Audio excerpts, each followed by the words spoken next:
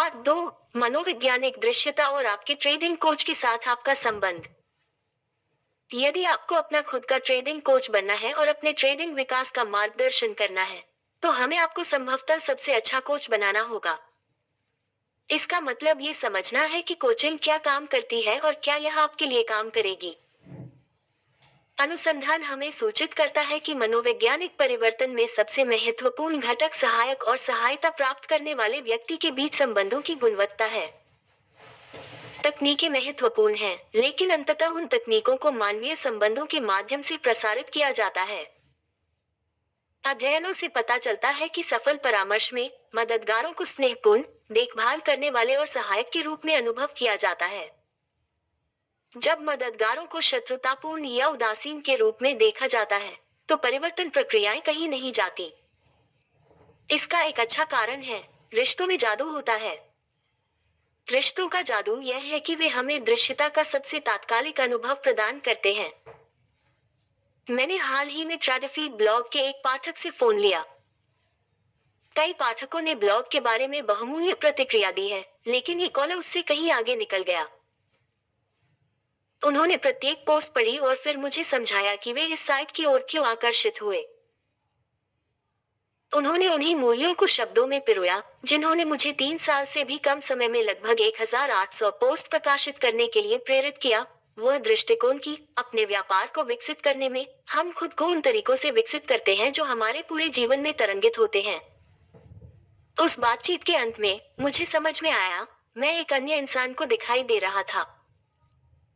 जब मेरी माँ की मृत्यु हो गई, तो मैंने तब तक धैर्य बनाए रखा जब तक कि मैं उनकी कब्रगाह पर नहीं पहुंच गया। फिर मैंने इसे खो दिया।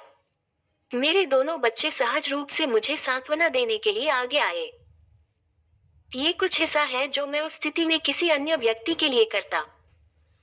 उस पल मैंने अपने बच्चों में अपना कुछ अंश देखा। एक बार फिर मैं दिख गया। पर्दा डालना।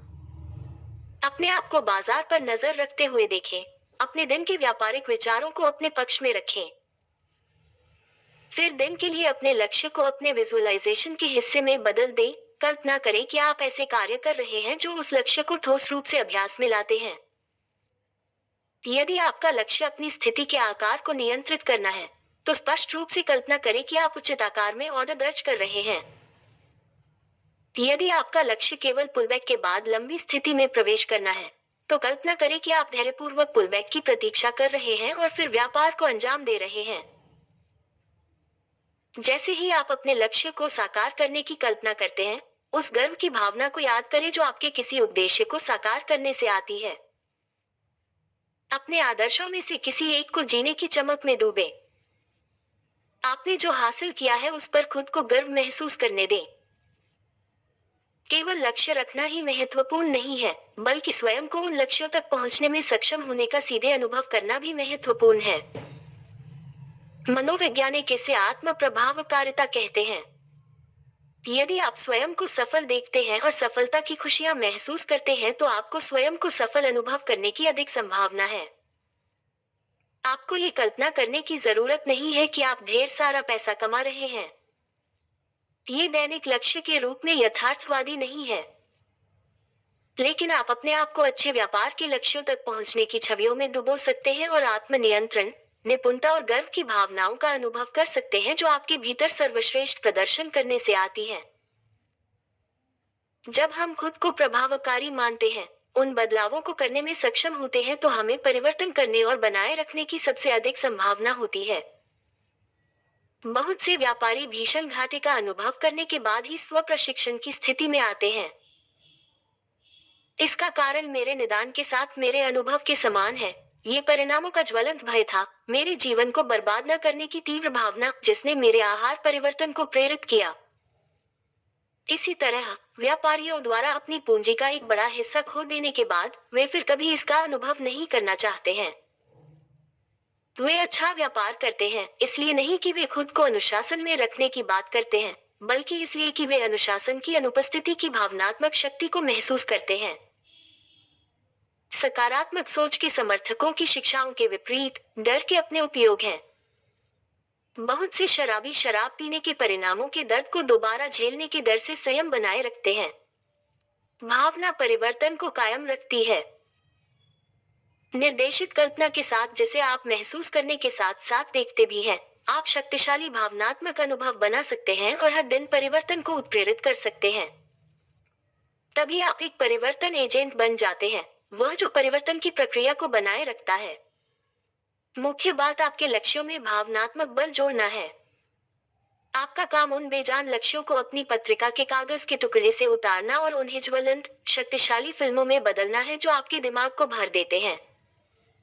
व्यापार शुरू करने से पहले इसे एक लक्ष्य अपने दिमाग में एक फिल्म के साथ आजमाएं।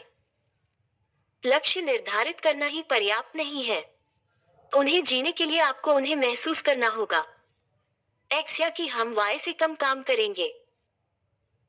इसके बजाय आज के लिए एक लक्ष्य बनाएं जो कहता है, यह वह है जिसमें मैं अच्छा हूँ, यह वह है जो मैंने कल सबसे अच्छा किया था, और यहाँ बताया गया है कि मैं उसका उपयोग कैसे करूंगा आज ताकत।